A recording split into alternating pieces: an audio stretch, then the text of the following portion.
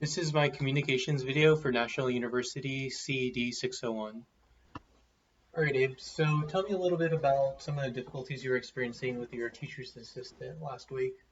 Yeah, last week I felt really upset with my teacher's assistant because I felt like she was being rude. Um, Last week, the kids were just having some fun activities. There wasn't anything for them, my aides, to do with the kids because the teachers are doing fun activities with the kids. Right. So, one of my aides in particular, she's a new one. She How long has she been there? just a few weeks. She's really really new, Okay. and so I could see that she was being very angsty about this. She was always trying to look for something to do. She wasn't so busy, and I just saw that she was bored. How did it make you feel seeing her so bored? So I felt bad because I want them to feel like they're doing something, and some of my aides are fine with it. They're cleaning the classroom, they're doing paperwork, and she was doing that too. But I felt like she was bored of that whole week of school. So what you're saying is that she had been giving the appearance of being idle for just about a whole week, and you didn't necessarily like that.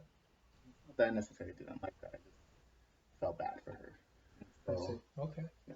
And so the last day, I get a call from the secretary, and she asked me if she could borrow one of my aides to help out in a self-contained classroom.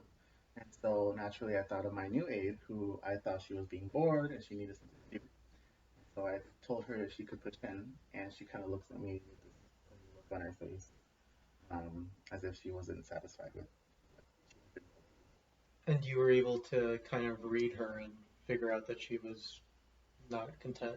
Yeah, just that whole interaction was uncomfortable, and it just felt a long time of uncomfortableness. But she went up and she did it, Okay. and so that was that. And so I told my other aides if I did anything wrong, they said no, and we left it at that. Um, and so I get a text at the end of the day, and she tells me if she could talk on my new agent. She told me if she could talk on the phone with me. She asked that, and So your teacher's assistant, the one that you said looked bored before, she's the one that gave you a call, and then you spoke to her over the phone, right? yeah. This is what's her name so we can Her name is Jamie. Jamie. Okay, so Jamie gives you a call. Uh-huh. So she sent me a text first that she wanting to call. And so she calls me up and she tells me um, that she felt like I was talking behind her back. Wanted her to go into the classroom so I could just talk behind her back, and that she felt that I was being unprofessional. And she felt that if I had an issue with her, that I should speak with her before talking behind her back, basically. Did you feel like you were being unprofessional? I felt like I was not talking behind her back, first of all. I was not talking ill about her in any way. So how did it make you feel when she told you that you were being unprofessional?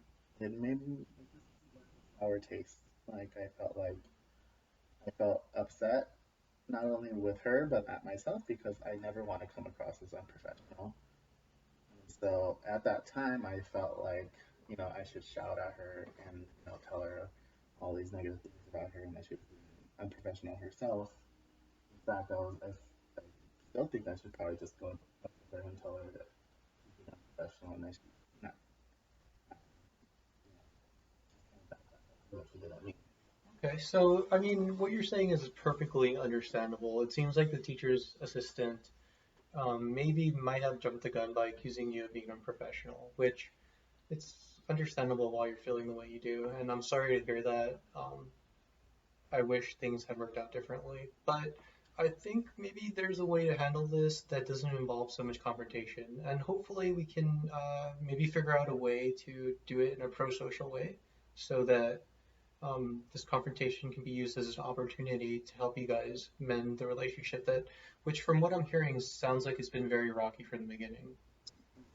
Yeah, I guess we could say rocky, but it's just we don't know each other well enough. Like I didn't know my other aides, and so we're still fairly new, and we're trying to get to know each other. And so I think that contributed to. most of the drama that's going on between us. Right. So is there a way that you can use this as an opportunity for growth? Definitely want to be aware of how I approach other people.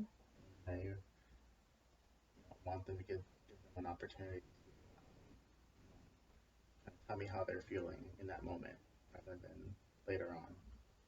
Okay, so you think had you given her the opportunity to speak her mind earlier, perhaps some of this uncomfortable sensation or feeling about you um, being accused of being called unprofessional might not have happened? I think I should have definitely asked what her thoughts were about going there because I definitely do have some other aides that probably would have done it without any problem. This Okay. seemed a little bit too personal, I think, and so I probably should have asked her what her feelings were at.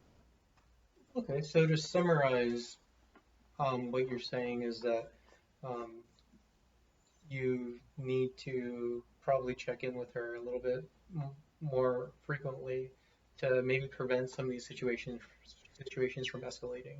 Yeah. Okay. Well, I think that's a good trick or strategy that you can implement to start mending that relationship.